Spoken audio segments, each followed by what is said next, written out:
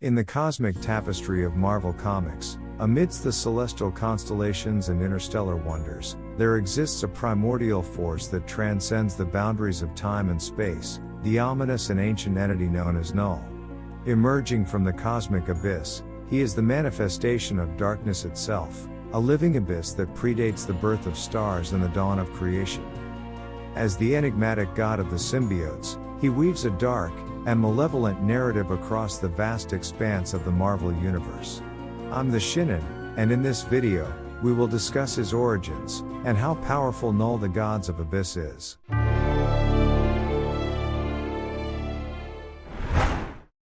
Knull existed in the darkness when that was all that existed. When light poured into his blackness, he tumbled through existence for eons. During that time, the Celestials found the darkness wanting, and began building space with light. After regaining himself, Knull plunged a hand into one of the giant gods and pulled out the proto-symbiote, which he turned into a sword and used to slay a celestial. As punishment, the space god sent Knull back into the void of the murder victim. Inside, Knull made a home for himself in the head of the celestial he killed. There, he created the first sword-shaped symbiotes, from his own form and developed into the god of the forge. Those earliest symbiotes were far from perfect in those early days, and still retain a fear of fire from their violent creation. With All Black the Necrosword, Knull set out to kill all beings in the light. In doing so, I'll go to eternity. It's revenge. Son.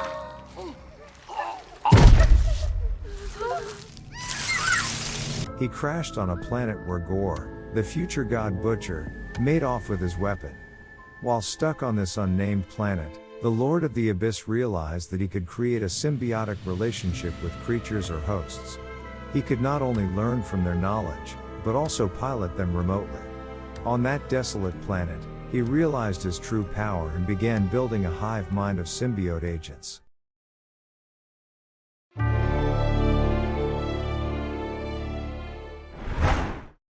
As a primordial god of darkness, Knull possesses superhuman attributes and powers which far exceed those of humans, and even most other deities.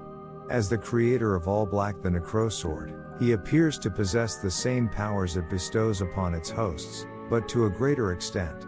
According to Brunhilde, much of Knull's power and apparent invincibility comes from his metaphysical link to the undead corpse of the celestial he used to refine All Black, which feeds him power through the Necrosword, and in exchange assimilates the souls of those he kills, serving as a grotesque afterlife. This connection was severed by the Valkyries, thereby greatly weakening Knull, though due to his origin and age, he still remained powerful enough to fight on par with the likes of Allfather Thor, and overpower him with ease. As the King in Black, he possesses the ability to create, control, and manipulate a fount of eldritch darkness, a manifestation of the primordial void that existed before the universe itself, that he calls the living abyss. He has spent billions of years experimenting with and honing his powers, to create not only the parasitic symbiotes, but similar entities. His greatest creations have been All Black, the Void Knight, a powerful proto-symbiote created to enslave the Silver Surfer, and the symbiote dragons. During his invasion of Earth, he was able to fuse hordes of symbiote dragons, to engulf the entire Earth in a dome of living abyss, blocking out all light.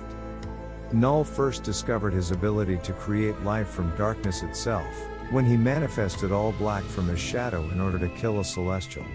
Experimenting with and honing this aspect of his powers over the eons, he formed a suit of symbiote armor, constructed an artificial planet, and amassed a horde of wyvern-like monsters from the living abyss.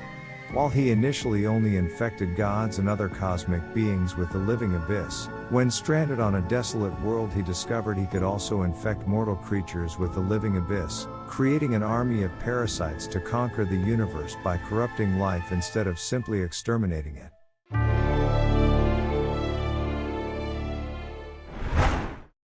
In King in Black Issue 1, written by Donny Cates, the storyline revolves around Knull, the god of the symbiotes, launching a full-scale invasion of Earth with his symbiotic army. The Marvel Universe faces a dire threat as Knull's darkness spreads, and heroes must unite to confront this formidable adversary. The Marvel heroes and Sentry confronts Knull, and tries to protect Earth from being consumed by the symbiote god's malevolent influence.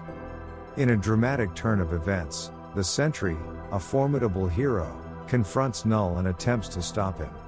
However, Knull, with his immense power, easily overpowers the Sentry.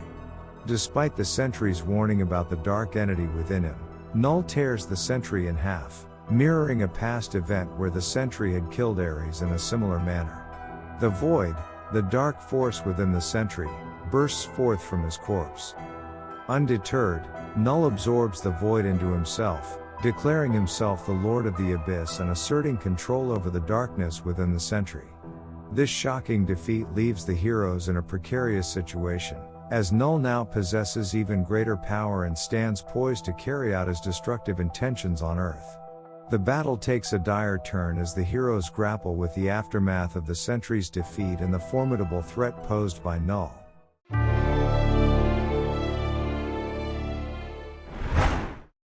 Knull stands as a testament to the boundless creativity and power present in the Marvel Universe. As the dark deity controlling the symbiotes, he holds dominion over a force that spans galaxies, and threatens the very fabric of reality.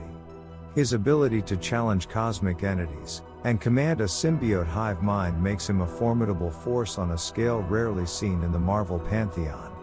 Knull's existence introduces new dimensions of cosmic threat, and raises questions about the balance of power in a universe teeming with gods, heroes, and malevolent entities. Should Marvel make Knull the next main villain in the Marvel movies? What do you think? Comment below.